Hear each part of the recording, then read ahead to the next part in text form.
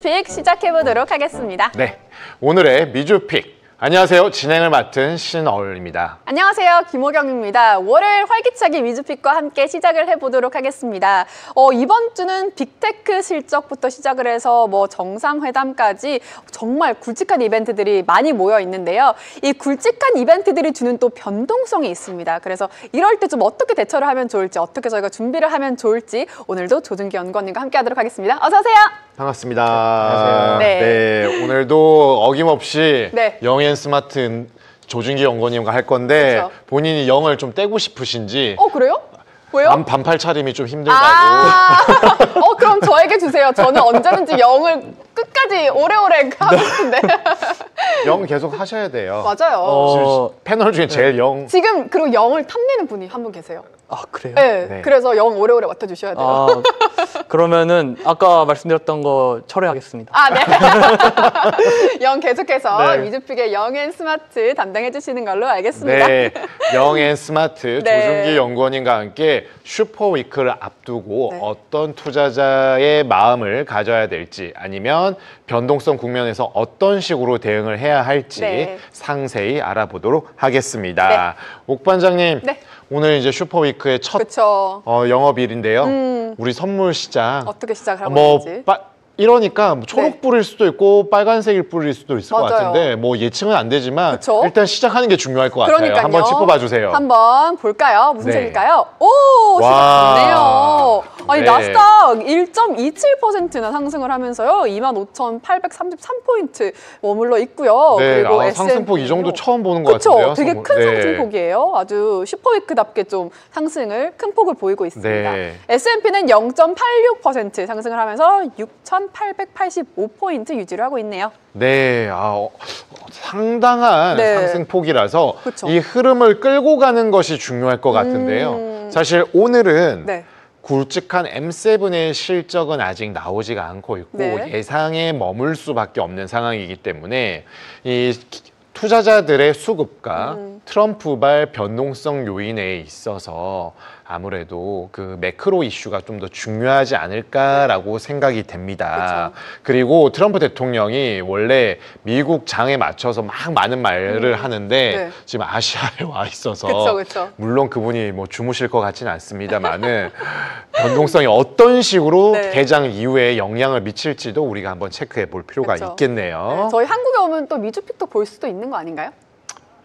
그럼 볼 수도 있지 않나요? 스크린을 펼치러 가야 되나 아니면 링크를 그러니까요. 보내드려야 되나? 그러니까 들어오시면 너무 좋겠다. 그러면 저 진짜 인사 아주 맛깔나게 해드릴 수 있는데 들어오세요.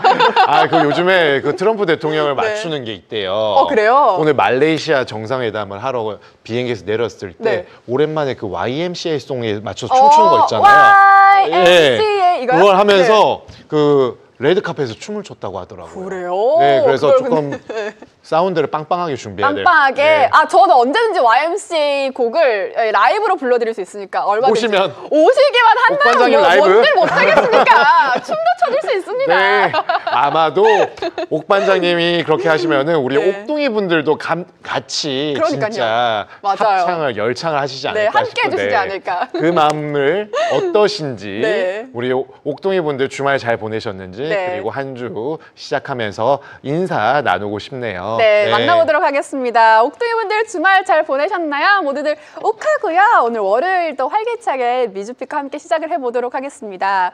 자, 오늘 또 땅미희님께서 들어와 주셨습니다. 네. 대전은 잘 다녀오셨는지 궁금하고요. 대전 다녀오신 거 맞죠? 자, 그리고 이어서 수도풀님께서도 오늘도 들어와 주시고 계시고요. 사일렌트 아웃사이더 여전히 영어로 닉네임이 되어 있긴 하지만 조용한 아웃사이더님. 네. 오늘 또 M7 날아가겠는데요 이러면서 또 M7 얘기를 해주고 계십니다.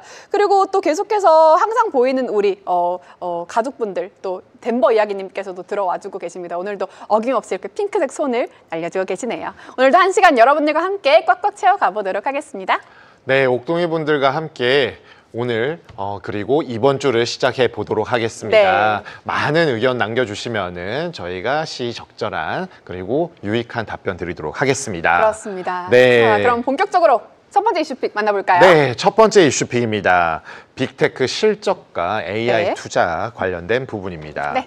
이번 주에는 M7 종목 가운데 구글, MS, 메타, 아마존, 애플까지 5개 기업의 실적이 발표됩니다. 테슬라는 그렇습니다. 지난주에 나왔고 엔비디아는 11월 19일이니까 이번 주에 다 있다라고 그렇네요. 봐도 뭐 무방하겠죠. 그렇습니다. 이 5기업이 S&P 500 시총의 4분의 1을 차지하잖아요. 그만큼 이번 실적 결과가 뉴욕 증시의 좀 방향성을 좌우한다 이렇게 볼 수 있을 것 같아요. 네, 맞습니다. 시장에서는 특히 AI 개발에 쏟아붓고 있는 막대한 자본적 지출이 진짜 돈이 되는지 네. 수익으로 이어질지에 대해서 관심이 쏠려 있습니다. 네, 실제로 MS, 알파벳, 아마존, 메타 이 4기업이 올해만 AI 분야에 3,600억 달러를 투자했다고 하는데요. 내년에는 이 규모가 더 커질 전망이라고 하는데 혹시 좀 과도한 투자라는 우려는 좀 없을까요? 분명 우려가 없을 수는 없는데 지금까지는 훨씬 긍정적인 평가가 많습니다. 네. 아마존, MS, 알파벳의 클라우드 컴퓨팅이 매출로 일부 수익화가 되고 있기 때문입니다. 네, 이번 주 실적으로 AI 열기가 거품, 버블인지 아니면은 확실한 미래 투자인지 좀 판가름하는 시험대가 될 것 같네요. 네. 네, 연관님 보면은 M7 빅테크 가운데 구글, MS, 메타, 아마존, 애플 이렇게 5개 큰 기업들이 분기 실적을 좀 공개할 예정인데요. 이 AI 사용자가 급증하고 있는 가운데 뭐 클라우드 컴퓨팅 수요가 강력할 거다 이런 예상도 나오고 있습니다. 이번 주 실적들에 대해서는 좀 어떻게 전망하시나요? 전 뭐 빅테크 기업들 대해서는 항상 좋게 말씀드리고 있는데 네.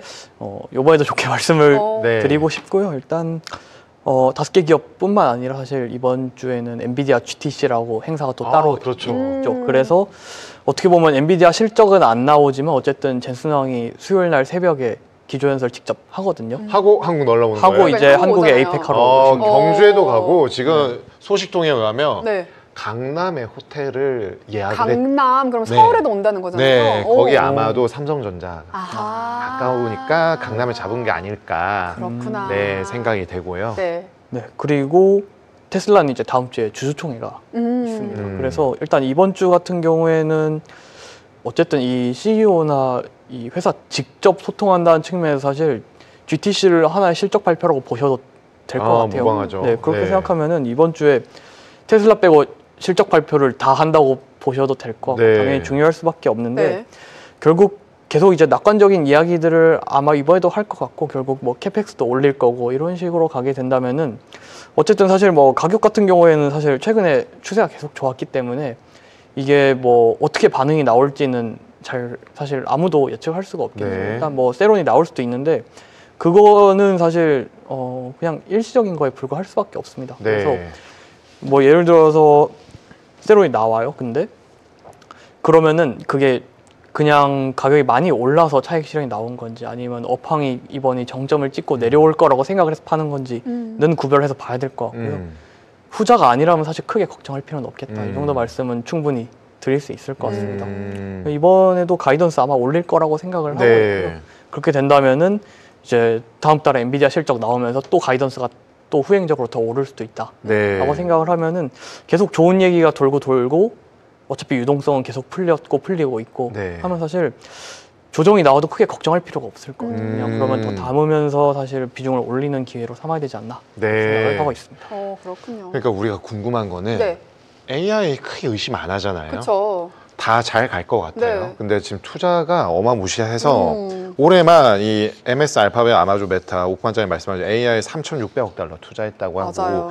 제가 알기로는 내년이 뭐 4,500억 달러, 5,000억 달러 정도 되고 지난번에 우리가 그 또 목요일에 팩폭남 네네. 이자 일타 강사 이제 일타 강사잖아요. 일타 네. 강사이신 정호창 부장이 그때 그 강연 자료 같은 걸로 해서 투자가 이제 시작이다 막 그랬었거든요. 네. 근데 사실 이거에 대해서 투자를 많이 하면 할수록 주가가 크게 튀는 건 있는데 결국에는 투자가 시장을 상승으로 이끄는 건 맞는데 투자가 진짜 돈이 되는지 요게 제일 핵심이거든요. 그게 결론적으로 옥동이 분들이 궁금한 거거든요. 네, 근데 아까도 우리가 봤지만 아마존, 마이크로소프트, 알파벳, 클라우드 컴퓨팅 매출이 일부 수익화되고 있다라고 했는데 여기에서 아마존 MS보다 알파벳은 주가의 수익률이 조금 괜찮은 편인데 아마존 MS는 조금 밋밋한 측면들이 있거든요. 네. 그러니까 주가가 주가의 하방은 막아줄 것 같은데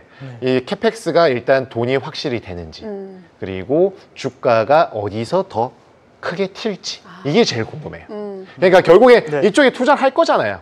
우리 옥동이 분들과 서학개미 분들. 네. 근데 많이 오르는 걸 갖고 싶잖아요. 네네네. 어떤 거를 해줘야 네. 투자를 할 때 사실 투자 금액이 너무 커서 가늠이 안 가지만 그쵸. 어떤 거를 딱 짚어줘야 주가가 딱 크게 반응을 할지 그런 것들 좀 알 수 있을까요?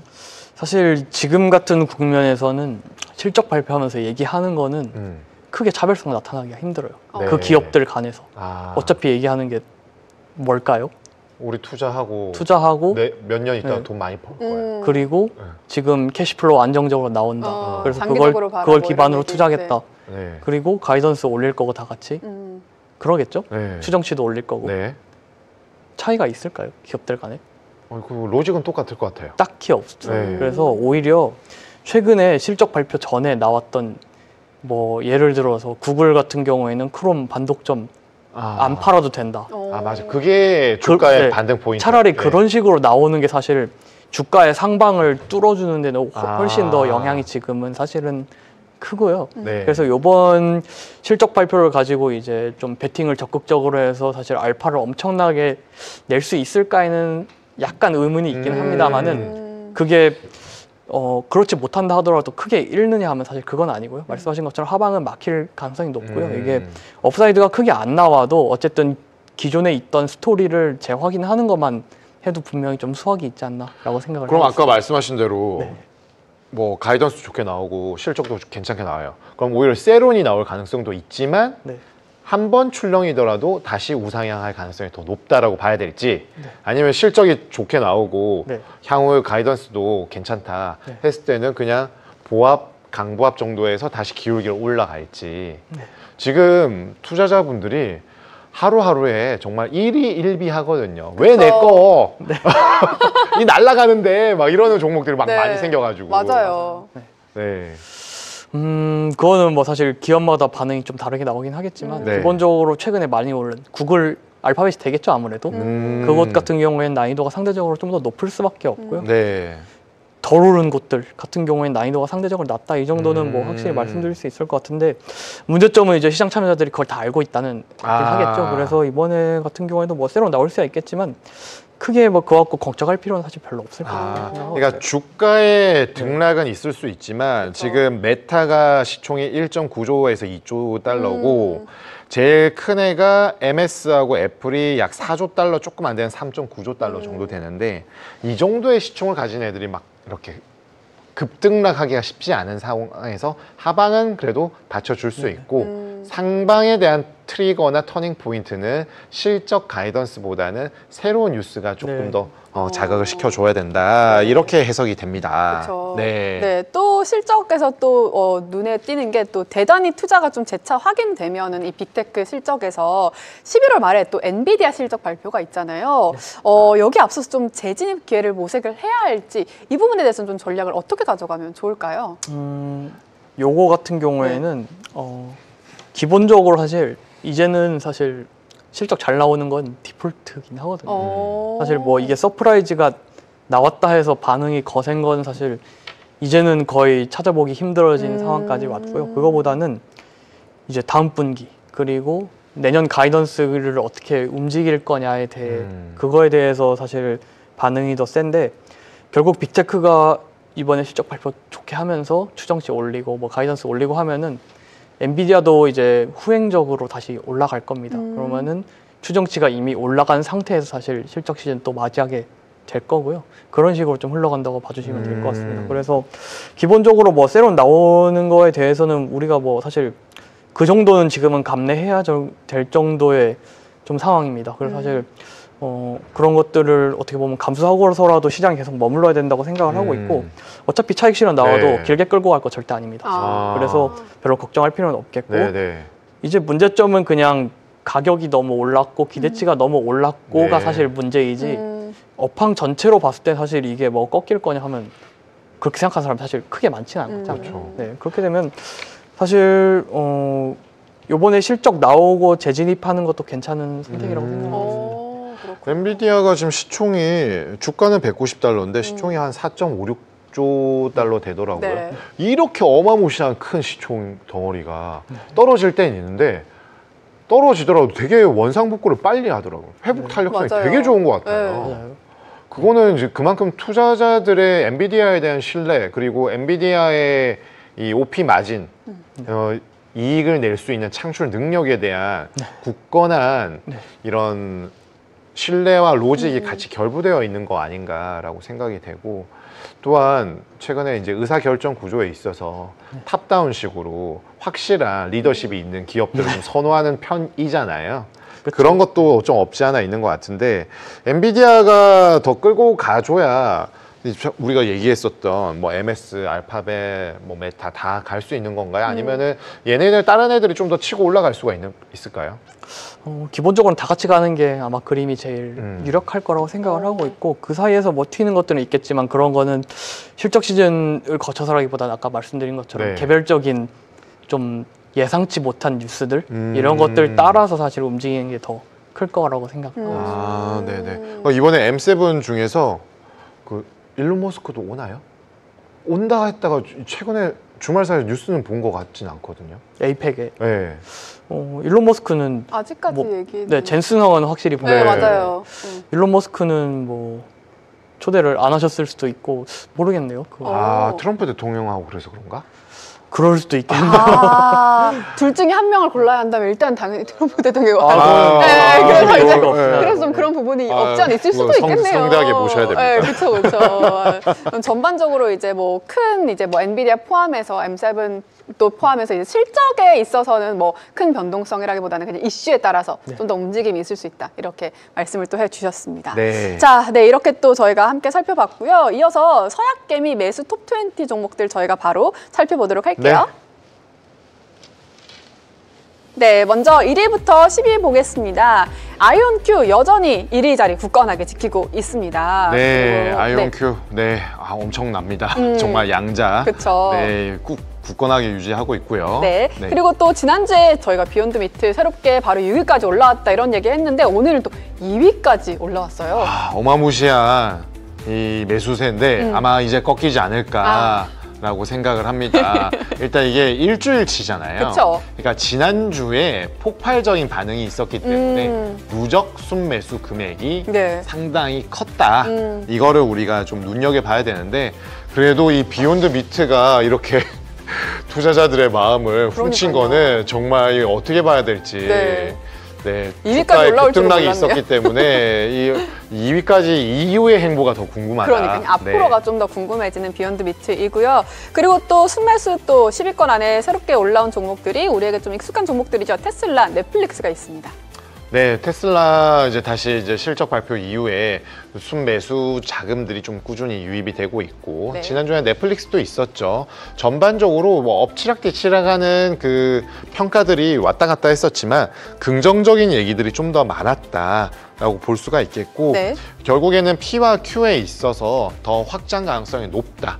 거기에 넷플릭스 자체가 좀 플랫폼화하기 위한 노력들에 대한 부분도 확인을 하였기 때문에 긍정적이었습니다. 반면에 이제 5위 이하의 네. 아이렌, 비트마인, 네. 오라클 모두 순위가 좀 대신에 좀 내려가는 모습들 네. 확인할 수가 있었습니다. 그렇습니다. 이어서 11위에서 20위도 보겠습니다. 아마존과 알파벳이 올라와줘서 11위, 12위 이렇게 자리를 하고 있고요. 네. 이어서 13위, 14위는 좀 떨어진 TSMC 그리고 AMD가 자리하고 있네요. 네, 그 보시게 되면은 지금 뭐 11위부터 네. 20위까지가 원래 아주 촘촘해야 되는데 그쵸. 좀 이격이 생겼어요. 맞아요. 격차가 500억 단위에서 180억. 그 말인즉슨 아까 지금 1위에서 10위 내에 쏠림이 조금 더 있었다라고 보는 것이 맞겠고요. 네.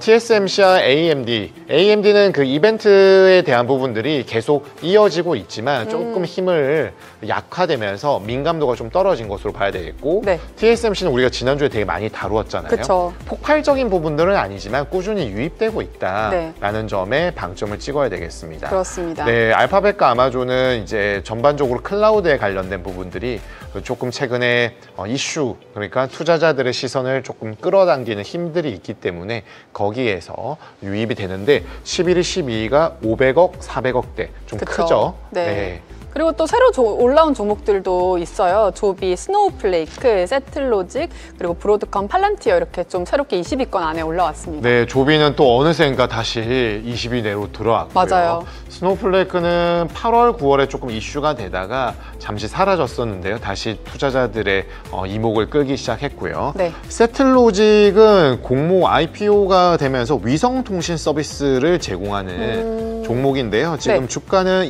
2.26달러 정도의 거래가 되고 있고요. 애널리스트들의 TP를 보면은 어느 정도 3달러 내외에 있는 상황에 있는데 이게 아마 공모주다 보니까 조금 유입이 된 것으로 볼 수가 있겠습니다. 브로드컴, 팔란티어 모두 항상 그 어느 정도 자리에 위치하고 있는 기업들, 종목들 들어왔습니다. 네, 그렇습니다. 이어서 순매수 금액 변동 사항들도 한번 살펴볼게요. 비욘드 미트와 뉴스케일 파워가 좀 증가하는 모습을 보였고요. 그리고 이어서 비트마인, AMD, 아이렌, 엔비디아, TSMC가 좀 감소폭을 보였습니다.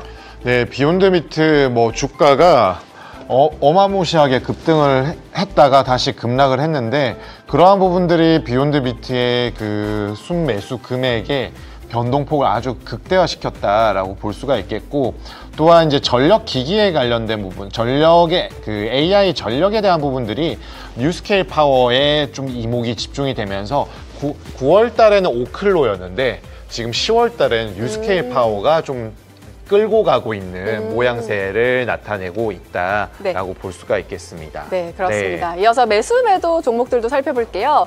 테슬라 여전히 1위 지키고 있고요. 아이온큐와 엔비디아가 자리 바꿈하는 모습을 보였네요. 네.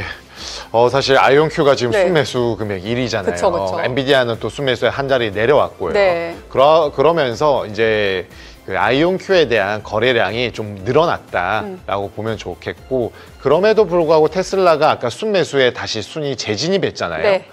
그러다 보니까 테슬라의 거래량이 5천억대까지 떨어졌다가 지금 7천억대로 다시 올라갔고 네. 아이온큐는 순매수가 지금 일주일 동안 아까 4,100억 원이었는데 네. 매수 매도 금액이 5,900억이니까 지금 매수가 약 한 7천억 좀 넘고 그 매수가 한 4천억 정도가 되고 네. 매도가 지금 한 2천억 정도 붙어이면서 이렇게 흘러가는 그렇네요. 네, 매수가 한 6천억 정도 되겠네요. 이게 네. 지금 약간 계산을 해봐야 되는데 네. 그렇게 지금 나오고 있고 네. 그리고 비욘드 미트 거래량이 완전히 폭발적으로 들어왔는데 맞아요. 지금 비욘드 미트 2,500억이 매수 매도 거래량이거든요. 근데 그쵸. 순매수가 2,200억이에요. 거의 그냥 투자자들이 거의 매수에 올인했다라고 볼 수 있습니다. 근데 이게 주가에 이제 살펴보겠는데요. 주가의 등락이 너무 심했기 때문에 타이밍에 따라서 희비가 완전 엇갈렸을 것으로 네. 보입니다. 그러니까요. 앞으로 어떻게 될지 진짜 궁금하긴 해요. 비욘드 미트. 네. 이어서 보관 금액도 저희가 살펴보도록 하겠습니다. 네, 4위까지 여전히 자리를 좀 지키고 있는 모습이고요. 아이온큐가 2계단 올라와서 6위, 그리고 이어서 알파벳, MS가 자리를 하고 있네요. 네, 테슬라, 엔비디아는 굳건한 상황에 있고 요즘에 크게 보관 금액 잔액에 있어서 시가가 아주 자체가 드라마틱하게 변하지는 않고 있습니다. 오히려 변하는 것은 5, 6, 7위에서 움직이는 모습들이 맞아요. 나오고 있고 전반적으로 10위권 밖에서는 변동성이 조금 나오고 있는 상황에 있는데 보시게 되면 보관 금액 20위에 로켓랩이 진입을 했고요. 그리고 전반적으로 아까 좀 전에 뉴스케일 파워 말씀드렸잖아요. 11위권 내에서 순위가 조금 올라가는 모습들 아이렌과 함께 나타나고 있습니다. 네, 그렇습니다. 네, 저희가 비욘드 미트 먼저 얘기를 해봐야 될 것 같아요. 아니, 비욘드 미트는 저희가 계속 지난주부터 얘기를 하고 있는데 밈주식이다 이런 얘기를 했는데 사실 이렇게까지 올라올 줄은 몰랐거든요. 보니까 서약개미가 일주일 새 2천억 원 넘게 순매수를 했습니다. 이 주가가 급등락하면서 대다수 투자자가 이 평가 손실 구간에 좀 진입한 모습을 보였는데 단기 반등하지 못할 경우에는 이 밈주식 위험성을 보여주는 사례로 좀 남을 수도 있을까요? 네, 충분히 가능하고요. 네. 어차피 오늘 조금 이제 선물에서 조금 떨어지고 있는 거로 제가 파악을 하고 있는데 네. 이 위치에서 오늘 종가 때 오를까요, 내릴까요? 아, 동전 앞뒷면. 그럼 오를 확률이 얼마나 될 것 같으세요? 이제 오를 확률이 좀 더 낮지 않나요? 딱 50%입니다. 50%? 그러니까 지금 수준에서 네. 오르거나 내리거나 그거는 사실 단기적으로 우리가 예측을 할 수가 없어요. 아, 근데, 없어요? 근데 근데 길게 일반적으로는 못 오를 것 같은데요? 더 여기서 네. 더 오른다고요? 그 힘이 네. 없지 않을까요? 그니까요. 더 오르려면은 개미들이 더 가야 돼요? 더 그럼 안 살 거라는 확신이 있으세요? 아, 그건 또 없죠. 아, 뭔가 이런 것 같아요. 너무 많이 올라버려서 여기서 더 오를까? 이런 좀 의구심이 들지 않을까? 사실 한 번 올랐다가 너무 많이 떨어졌기 때문에 네. 지금 같은 경우에는 사실 이런 종목 같은 경우에는 사실 이런 수급 그러니까 누가 사고 파는 거 그리고 특히 한국 분들이 지금 거래를 엄청나게 많이 하고 있죠. 그래서 매매를 어떻게 하느냐에 따라서 사실 당일 움직임은 누구도 예측을 못 할 거예요. 근데 길게 보면 어떻게 될까요? 결국은 떨어. 펀더멘털을 귀결하겠죠. 네. 그렇죠. 과거의 그래서 주가의 기본적으로는 좀 불리한 종목이고요. 네. 사실 이런 거를 매도 하시는 분들이 당연히 많이 계시겠지만 소액으로만 하시는 걸 추천을 드립니다. 이거는 리스크가. 많이 하면은 너무 위험하고요, 사실. 아, 네. 저는 이제 게임스톱 영화를 봤는데 네. 이게 약간 개미 투자자들이 공매도를 하는 헤지 펀드한테 이기는 거잖아요. 네. 너무 이제 영화는 재밌게 봤거든요. 근데 그게 현실되기 너무 어렵잖아요. 일단 기본적으로 개인 투자자들 같은 경우 사실 말 그대로 개인의 집합이잖아요. 네. 그러면은 응집력이 강하게 생길 때도 분명히 있겠죠. 네. 근데 그게 지속성이 엄청 강하다고 볼 수는 아, 없어요. 그렇죠. 그러니까 영차를 같이 해줘야 되는데 네.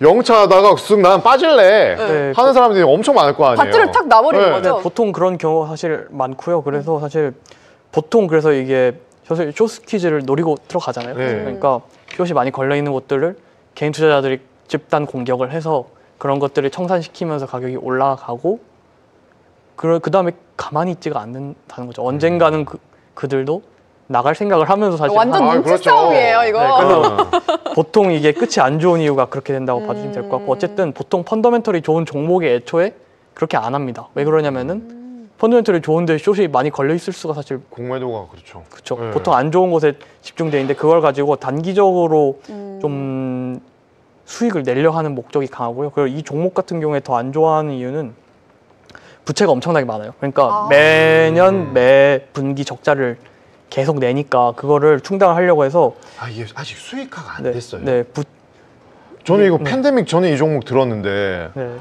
저는 사실 육류를 좋아해서 이게 돈이 될까 하는데 막 너무 각광을 하더라고요. 그래가지고 되나? 막 이랬는데 아, 그래서 이게 개인적으로. 부채를 주식으로 바꿔주는 것도 하려 하고 있어요. 아. 그래서 그러면은 요즘 사람들이 싫어하는 게 이런 주식 가치가 희석되는 걸 정말 싫어하시죠. 네. 그러니까 이거는 사실 희석이 예정이 좀 되어 있는 되어 있다. 종목이다 아. 하면은 아, 길게 교환사채. 그쵸. 네. 네, 길게 갈수록 안 좋은 거고요. 그래서 그렇게 본다 하면은 사실 어쨌든 길게 가면은 안 좋을 걸 누구나 다 알고 있고 어쨌든 단기적인 차익을 목적으로 들어가신 분들이 거의 다겠죠, 사실. 네. 뭐 이 콩고기에 대해서 정말 믿음을 가지면서 투자하신 분들이 최근에 사신 분들은 사실 그런 분들 별로 없으실 거예요. 이런 고기 좋아하시는 분들은 주식 잘 안 하실 것 같은데. 저도 그냥 고기를 좋아해서 그래서 단기적으로 반등 오더라도 사실 또 단기적으로 떨어질 가능성도 분명히 높고요. 그 와중에 어쨌든 변동폭이라는 것도 어쨌든 하루에 20몇 %씩 왔다 갔다 하니까 그거를 감내할 수 있는 수준의 뭐 자금력이라던가 멘털이라던가 이런 거 가지지 못한다면은 정말 사람 피팔리게 할 수 있는 그러니까요. 거라고 생각해서 차라리 사실 웬만하면 안 하는 거를 사실 추천을 드립니다. 지금 그럼 보유하고 계신 분들은 좀 그 타이밍이 진짜 중요할 것 같은데. 일단 뭐 네. 수익권이면은 잘 빠져나가시면 될 것 같긴 한데 음. 어쨌든 손절권에 있으신 분들이 문제긴 한데 이런 종목들 같은 경우에 보통 급등할 때 샀다가 사실 이게 휴지 조각이 돼버릴 때도 꽤 많았었거든요. 그래서 무사히 빠져나오시기를 일단 빌어드리기는 하는데 네. 사실 뭐 길게 끌고 갈 종목은 절대 아닌 것 같아요. 아까 일주일간의 순매수가 2등이었잖아요. 그쵸. 우리나라에서도. 네. 근데 그 일주일 직전인 10월 17일이 0.5달러, 아. 700원. 그랬다가 네. 지난주에 중반에 네. 수요일에 8.85달러. 어. 그러면은 약 한 13,000원 정도 와, 되겠죠? 네. 700원이었던 13,000원. 13,000원. 네. 5일 만에. 네. 그랬다가 오늘 2달러. 그럼 이제 그렇죠. 2,800원. 그쵸. 네. 그렇게 올랐네요. 그러니까 지금 중간에 지난주 중반에 들어가신 분 내려왔다가. 대부분 손실 네. 구간에 있을 것 같아요. 그렇죠, 그렇죠. 네. 아, 이게 진짜. 쉽지 않은 종목이에요, 확실히. 네, 근데 이제 이 와중에 지난주에 급등을 할 때 뭐 월마트에 뭐 한다 뭐 이런 게 있었는데 그냥 월마트 들어간다라고 하는 건데 이게 매출이 크게 뭐 저는 좀 그거 한다고 뭐 이렇게 기업이 갑자기 확 살아날 것 같지는 네. 않아서요. 아. 그래서 뭐 그런 호재, 그러니까 너무 숏도 많이 걸려 있고 네. 모두가 비관적으로 생각을 하니까 그런 뉴스가 나오면은 긍정적으로 반응이 오는 거는 뭐 이해가 되겠지만 네. 그게 실제로 뭐 되게 대단하게 바꿔줄까 생각하면 사실 아이, 그렇지는 그렇죠. 않습니다. 네. 아이, 알겠습니다. 네, 아. 네, 비욘드 미트는 좀 조심해서 하고 잘 빠져나오길 옥둥이 분들 기원 드리고요. 저희가 이어서 또 알파벳 얘기를 해볼게요. 네. 알파벳과 또 AI 스타트업인 엔스로픽이 초대형 계약을 체결했습니다. 네. 엔스로픽은 클로드 모델을 좀 위해서 최대 100만 개 구글 TPU를 사용할 전망이라고 얘기를 했는데 AI 경쟁에서 좀 구글 입지를 단단하게 강화할 수 있을지 궁금합니다. 일단 네. 이번에 이제 계약 체결하긴 했는데 이전에 사실 구글이 먼저 투자를 엔스로픽 그랬더라고요. 엔스로픽에. 30억 달러 네. 했었죠. 그러니까 구글이랑 아마존한테 동시에 투자를 받아놓은 기업이고요. 아, 엔스로픽 아마존한테도 아마존도요? 네. 아마존도 했어요.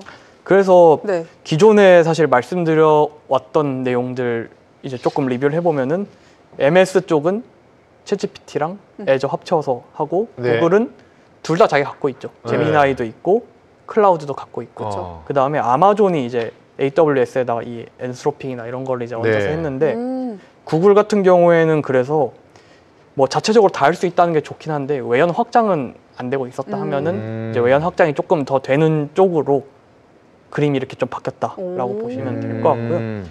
이 기업들 같은 경우에는 챗GPT는 B2C를 대부분 한다면 여긴 B2B고요. 그래서 스타트업들 중에서 AI 관련해서 매출 내는 데가 사실 그렇게 없는데 네. 이 두 군데 합치면 거의 전체 AI 관련 스타트업의 한 90% 매출이 이 두 와. 개 기업이 가지고 나옵니다. 그래요? 그래서 어마무시하네요. B2B로 되게 특화가 잘 돼 있는 기업이라고 오. 보시면 될 것 같고 오. 이 TPU라는 게 결국 엔비디아에서 파는 GPU를 대체로 하는 네, 거라고 네. 보시면 될 것 같아요. 그래서 구글이랑 브로드컴이랑 같이 하는 거라고 보시면 될 것 같은데 결국 이렇게 되면은 사실 좋은 것들이 뭐 여러 가지가 있겠죠. 일단 첫 번째로는 구글한테 돈이 다시 들어가게 된다는 거죠. 투자를 해놓은 게 뭐 다시 투자를 했다가 다시 투자를 돌려받고 이런 식이라고 생각을 할 수도 있겠지만 기본적으로 어쨌든 서비스를 주고받고 하면서 매출이 발생되는 건 좀 되게 긍정적으로 생각을 하고 있고 네. 그 다음에 이 AI 모델 측면에서 아까 말씀드린 클로드랑 제미나이랑 지금까지는 경쟁이었다면은 이제 서로 좀 도움을 줄 수도 있을 것 그래요? 같고 협력 관계, 네. 파트너십. 그래서 그렇게 생각하면은 뭐 그 제미나이와 클로드 자체는 경쟁일 수 있겠지만 어쨌든 이렇게 연결이 된다 하는 거는 어느 정도 플러스 효과가 서로 날 수 있어요. 되게 장점이 명확하잖아요, 둘 다. 네, 긍정적일 수 있겠는데요. 그렇죠. 아무래도 이제 초기 투자자다 보니까 알파벳이 네. 이런 부분도 있지 않을까 싶고 네. 그리고 이 구글이 사실 저희 미주픽 시작할 때는 약간 애매모호한 그렇죠. 알파벳 막 이렇게 좀 보시는 분도 계셨는데 그래도 알파벳의 그 저력을 보여주듯이 꾸준히 우상향하면서 맞아요. 네. 상당히 견조한 주가의 상승 동력을 확인할 수 있었습니다. 네, 그쵸. 그런 측면에서 보자라면은 구글이 워낙 검색 엔진에 대한 압도적인 시장 지배력에다가 네. 크롬을 매각하지 않아도 되는 법원의 판결 거기에다가 제미나이가 처음엔 좀 후발주자였지만 이제는 거의 선두권 탑으로 거의 올라왔고 이러한 부분을 고려할 때 구글 클라우드 뭐 아마존 AWS, MS 애저 중에서도 구글 클라우드가 그래도 나름 자기 자리를 잡고 있고 거기에다가 에이전트 AI까지 오게 되면은 수익화가 더 가속화될 것 같다. 이렇게 될 경우에는 지금 알파벳의 시총이 약 3조 달러 초반 정도인데 경쟁사라고 할 수 있는 MS나 애플이 3.9조에서 4조 달러 육박을 하고 있거든요. 요것들을 좀 제칠 수 있는 여력 트리거로 좀 작용하지 않을까라는 전망도 있나 봐요. 그런데 일부 애널들의 의견이고 알파벳에 대해서 아직 비관적인 분도 계시거든요. 여전히 좀 거대 몸집처럼 좀 느리다 네. 이런 판단도 있는 것 같아요. 네. 그렇게 봤을 때는 긍정적일까요? 아니면은 좀 지금의 최근의 주가의 상승은 법원 판결 이후에 좀 트리거가 되어서 어느 정도 올라왔다, 좀 보합으로 갈 가능성이 높다라고 보는 게 맞을까요? 일단 뭐 추세를 좀 봐야 될 것 같긴 한데 클라우드 시장에서 보통 세 개 많이 보시잖아요. 네. AWS랑 애저랑 구글 클라우드.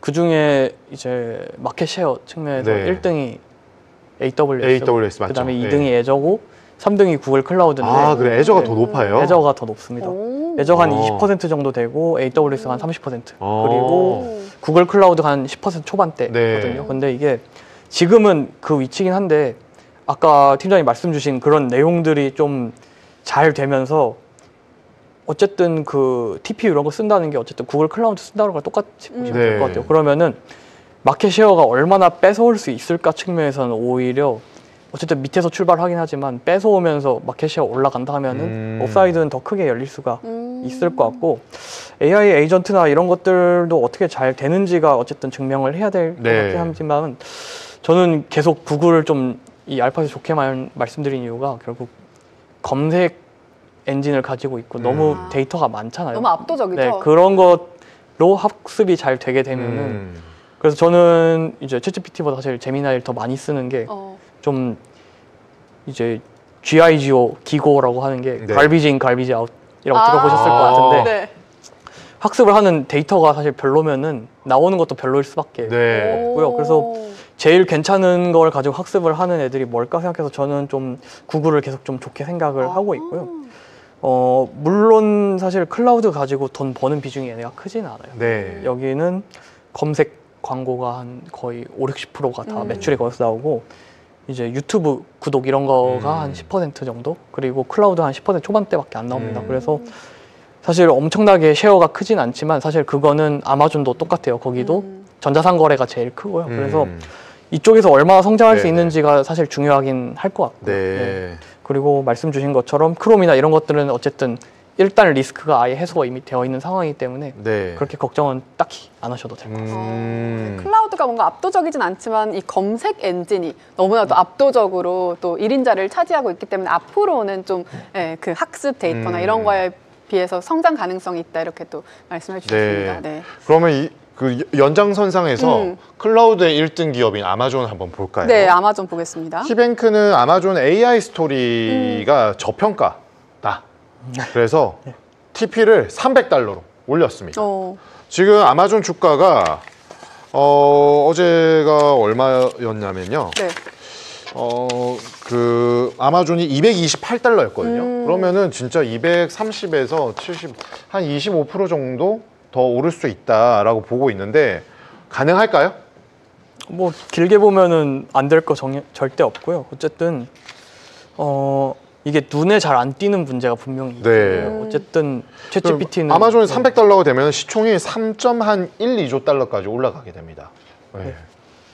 뭐 사실 그런 것들은 사실 시총이라는 게 시간 문제이긴 하고요. 네. 어쨌든 이런 것들은 달성이 분명히 가능할 텐데 눈에 잘 안 띄는 이유가 일단 챗GPT는 마이크로소프트랑 엮여 있고 제미나이나 뭐 엔스로픽 이런 것들은 다 구글이랑 이제 엮이기 네. 시작했으니까 눈에 잘 안 띄는 게 어쨌든 기본적으로 눈에 잘 보여야지 사실 시장에서도 관심도가 그쵸. 높을 텐데 이런 거 생각하면은 이렇게 조금 저평가되는 거는 지금은 어쩔 수가 없긴 합니다만은 결국 엔스로픽이 B2B니까 사실 챗GPT나 제미나이처럼 노출도가 많을 수는 없고요. 네. 그런 것들이 영향을 조금 주고 있다고는 생각을 하고 있지만 기본 업황 그러니까 뭐 기본적으로 돈을 벌어들이는 게 온라인 상점 이런 데일 텐데 그건 사실 되게 견조하긴 하고요. 그래서 그런 것들도 괜찮을 것 같고 여기에다가 그래서 AI를 깔아가지고 잘 하려고 한다 이렇게 네. 얘기를 하고 있는데 그건 뭐 사실 좀 더 지켜봐야 될 것 같긴 합니다만 이런 것들로 보면은 분명히 업사이드는 뭐 계속 충분히 나올 수 있다라고 그럼 생각하고 쇼핑할 때 AI를 엎어주는 거예요? 있어요. 그렇죠. 요즘에 그리고, 뭐 네. 쿠팡이나 네이버도 다 뭐 비슷한 거 막 골라주던데요. 그건데 그거 보고 사시나요? 보통? 아니요. 아, 그럼 좀 더 한 단계 더 나아가서 진짜로 구매까지 이어질 수 있게 좀 개발을 하고 있는 네, 그런 거죠. 지난주에 뭐 네. 비슷한 내용을 조금 말씀드렸던 것 같긴 한데 챗GPT에다가 결국 이제 좀 더 진보되면은 예를 들어서 뭐 비행기표 살래 하면은 직접 그렇죠. 결제까지 네. 연결되는 그런 식으로 아마 멀지 않은 미래에 갈 거고요. 그래서 여전히 이게 기술이 진보될 여력은 충분히 많이 남아있기 때문에 그런 것들이 반응이 오면서 좀 다 같이 좋게 반응하지 네. 않을까. 네. 그러면은 이 아마존 투자는 좀 어떻게 가져가면 좋을까요? 뭐 눈에는 잘 안 띄지만 그래도 좀 좋게 말씀해 주셨거든요. 사실 뭐 이 종목들이 특히 이번 주에만 5개 실적 발표하는데 그 중에서 업사이드가 단기적으로 제일 세게 나올까 생각하면 사실 그거는 잘 모르긴 하겠는데 네. 그리고 또 뭐 이런 것들이 하방은 되게 단단하다고 생각을 하고 있고 장기적으로 봤을 때 사실 나쁠 일이 크게 있을까 생각을 해서 이것도 좀 긍정적으로 생각을 하고 있고요. 네. 뭐 이것도 귀찮다 저것도 귀찮다 하시면 그냥 사실 ETF로 한 번에 담아가지고 가는 게 사실 그래요? 제일 간단하긴 합니다. 우리나라에도 그거만 모아놓은 이제 ETF가 따로 또 상장이 있고 네, 그렇죠. 네. 아, 네. 알겠습니다. ETF로 또 가는 방향도 있다. 실적 말씀해 주셨습니다. 뭐 다 좋은데. 네. 다 좋으니까 이제 ETF 일단 그냥 한꺼번에 가져가라. 나 선물 세트로 네, 대응하겠다. 그쵸? 맞아요. 선물 세트 느낌으로다가 종합 선물 세트로 가져가면 좋을 것 같습니다. 네. 네, 이렇게 아마존까지 살펴봤고요. 이어서 저희가 두 번째 이슈픽 만나보도록 할게요. 네, 아무래도 이번 주 제일 중요하겠죠. 미중 그쵸. 무역 협상 네. 재개 소식입니다. 네, 이 미국과 중국의 고위 경제 관리자들이 만나서 좀 트럼프 대통령 그리고 시진핑 주석 간 회담을 위한 무역 협정의 틀을 논의했다고 합니다. 네, 네. 미국은 중국산 제품에 대해 최대 100%까지 부과하려던 관세 계획을 사실상 철회하겠다고 밝혔는데요. 물론 트럼프 대통령의 마음이 언제 바뀔지는 알 수가 없습니다. 그래도 에이펙 정상회담까지는 긍정적인 분위기가 이어질 것으로 보입니다. 네, 중국도 이에 대한 보답으로 히토류 수출 통제 조치를 1년간 미루고 미국산 농산물 구매에 좀 합의를 했다고요. 네, 그렇습니다. 양국이 관세 그리고 히토류를 맞바꾸면서 갈등이 잠시 숨고르기에 들어간 모습입니다. 네. 에이펙 회담에서 평화 구상부터 틱톡 매각, 우크라이나 지원까지 폭넓은 의제를 논의한다고 합니다. 네, 그렇습니다. 이 양국이 타협점을 찾으면서 그동안 시장의 불안 요소로 작용한 미중 갈등이 좀 완화되는 모습인데요. 이번 협의가 양국의 관계에 좀 어떤 변화를 가져올지 저희가 계속해서 좀 지켜봐야 할 것 같습니다.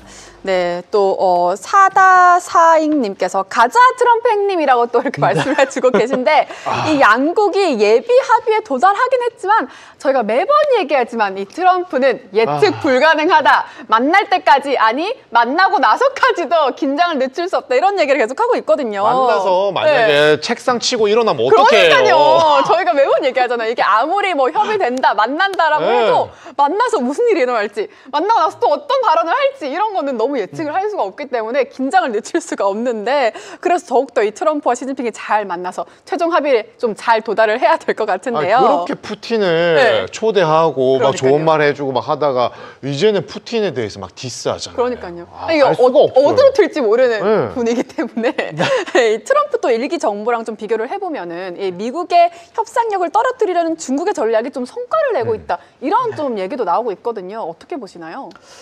사실 그때 대비해서는 중국이 좀 반격할 거리를 그동안 이제 맞으면서 많이 조금 만들어 놓은 많이 거는 쌓아놨다. 네, 그게 네. 뭐 우리가 다 그건 인정할 수밖에 없는 것 같고요. 네. 그때 같은 경우에 생각을 해보면은 일단 어쨌든 때리는 건 무조건 미국이 때렸죠. 그러면 네. 일단 우선 지금- 맞으면서 트럼프 이제 끝날 때까지만 버티자가 1번이었을 것 같고 두 지금 번째로는 옛날 한 7, 80년대 학교 영화에서 보던 듯한 스토리를 무조건 때리면 맞아야 되고 네. 때리면 이제 네. 안 아프게 맞는 방법을 준비를 이제 하던가 연구해야 되는. 아니면은 뭐 결국 사실 미국한테 중국이 사오는 게 농산품밖에 없잖아요. 네. 그래서 그거 뭐 좀 안 살래 이 정도로 이제 버팅기는 것밖에 없었다면은 이제는 한 3가지 정도 있을 것 세 같은데 가지? 네, 첫 번째로는 일단 그때는 중국 편 들어주는 곳이 없었다면 이제는 좀 자기 편들을 조금 많이 오. 깔아놓은 상황이죠. 뭐 러시아도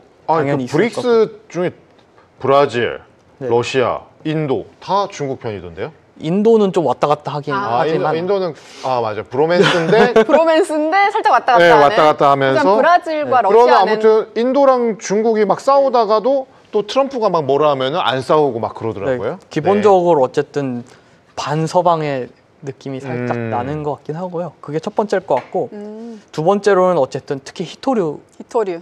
좀 이번에 발작한 것도 트럼프가 히토류 때문에 발작을 했고 아. 네. 발작을 하니까 좀 말이 그렇긴 한데 좀 화가 좀 나셨고 네. 네. 그 다음에 요것 때문에 어쨌든 잘 서로 협의가 또 돼가는 분위기처럼 보이고 있고요. 네. 뭐 배터리나 이런 것들도 당연히 중국 쪽에서 많이 가져다 파는 게 있긴 아. 하겠고요. 그래서 어떻게 보면은 미국은 이제 반도체나 이런 서플라이 체인으로 공격을 한다면은 중국도 이런 쪽으로 반격을 할 수가 있고요. 그다음에 세 번째로는 요즘에는 특히 4월 9일에 이제 그때 국장이 저점 찍고 이럴 때가 있었는데 그때 생각을 해보시면은 우리나라도 사실 맞았잖아요. 일본도 맞고 그래서 중국이 막 그때 때려요. 어떻게 네. 하려 했냐면은 중국이 약간 좀 뭐 동아시아 다 같이 좀 해보자 약간 이런 네. 식으로 아. 좀 스탠스를 취하니까 그때 이제 유예를 해주셨죠. 오. 아. 네, 그런 식으로 약한 고리를 조금 공략하려는 모습도 아. 분명히 있었습니다. 그리고 사실 지금 동맹국이라 해서 관세가 0%가 된 데는 없거든요. 그 네. 진짜 방금 말씀하셨는데 네. 4월 달에 막 노을이 질 때인데 막 뉴스가 떴어요. 맞아요.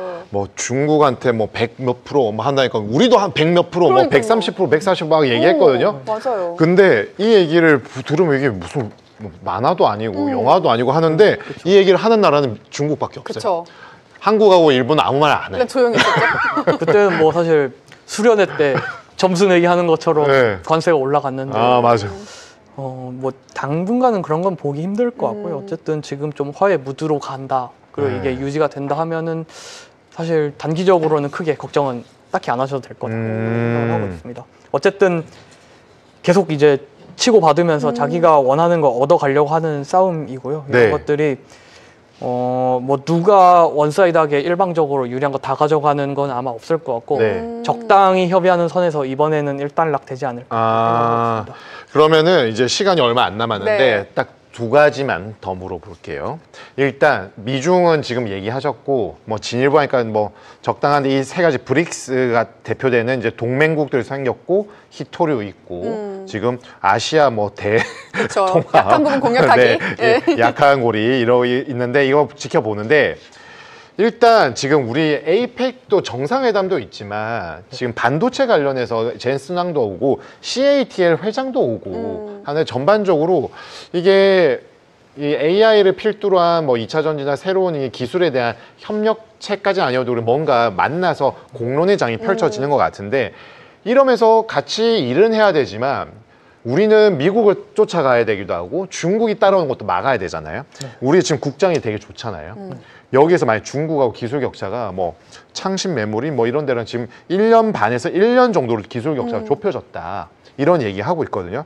이거에 대한 시사점 한번 꼽아주시고 지금 트럼프가 29일에 한미 정상회담, 네. 30일에 미중 정상회담하고 간다고 하는데 오기 직전에 뉴스를 보니까 나 연장 일정 연장할 수도 있어. 더 있을 수도 있다. 근데 저희 북쪽에 친한 친구 있어. 아, 네네네네. 뭐 언제든지 알 거야 걔 막 어. 이랬거든요. 만약에 그렇게 됐다. 지금 판문점 뭐 북한이 막 청소하고 있다. 뭐 이런 뉴스도 있더라고요. 이런 거 나오면은 글로벌 증시와 한국 증시가 어떻게 반응할지 짧게 진단해 주시죠. 근데 뭐 첫 번째 거 같은 경우에는 어쨌든 중국이 사실 이렇게 하는 이유는 보통 똑같죠. 그냥 맨날 때리고 뭐 못 사게 하고 이러니까 네. 자체적으로 하겠다 이건데 아, 수출 통제를 해서 속도를 느리게 만들겠다잖아요. 그러면은 네. 수출 통제를 안 하면은 추월 당할 것 같으니까 그러는 거죠. 그래서 이런 거는 뭐 추월 당할 거 중국한테. 네, 미국 입장에서 그렇고 우리나라도 사실 그거로 수혜를 보고 있는 거긴 하죠. 네. 그래서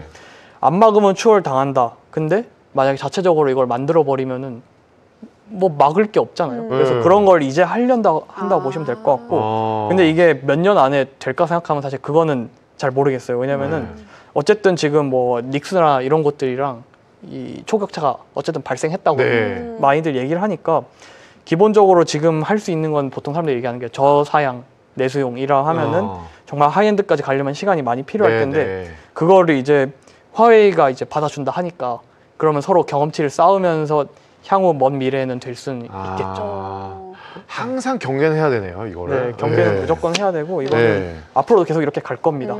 그리고 미북 같은 네. 경우에는 기본적으로는 뭐 지금은 사실 별로 안 그런 것 같긴 한데 옛날에는 사실 북한에서 미사일 쏘고 하면은 우리나라 증시도 약간 움직이고 이런 게 맞아, 맞아. 있었죠. 근데 막 그런 숙제도 우리 많았잖아요. 맞죠. 북한이 뭐 하면은 뭐 기관에서 팍 내려오고. 어떻게 해야 된다. 어떻게 해야 될까. 네. 뭐 이런 게 있었는데 기본적으로 지금 같은 경우에 이런 것 때문에 뭐 친하게 지내면 당연히 뭐 나쁠 거야 없겠지만 네. 이게 뭐 시장을 막 엄청 바꿀 만한 재료는 사실 아닐 거고 그래서 어. 오히려 사실 친하게 지냈다가 또 틀어지면 또 난리가 나기 때문에 뭐 장기적으로 놓고 보면은 중기적으로 뭐 사실 그냥 뉴트럴 정도로 생각을 하는 뉴트럴? 게 일단 맞을 것 같아요. 뭐 어. 친하게 지내서 나쁠 건 없지만 그래서 안 친하게 지내도 뭐 크게 뭐 영향은 네. 없을 것 같다고 생각하고 그러면 있습니다. 그 뭐 만날지 안 만날지 이거에 대해서는 좀 큰 변동성은 없을 것 같다 이렇게. 네, 뭐 사실 만나는 게 확정이 된다 해도 네. 뭐 그렇게 크게 바뀌는 건 뭐 증시를 비롯한 자산 가격에 큰 영향을 지금 단시일 내에 줄 가능성은 없고 오히려 변동성이 나중에 돌아올까봐 조금 우려될 네, 수 저는 있는 약간 그쪽을 있다. 우려하고 네, 알겠습니다. 맞습니다. 우리가 다 예전에 많이 봤기 그쵸, 때문에 그쵸. 또 이해가 되는 부분이 충분히 네, 있네요. 그렇습니다. 오늘도 이렇게 연건님과 알차게 저희가 1시간 꽉꽉 채워봤습니다. 저희는 내일 저녁 7시에 다시 돌아오도록 하겠습니다. 오늘도 함께해 주신 여러분 고맙습니다. 안녕!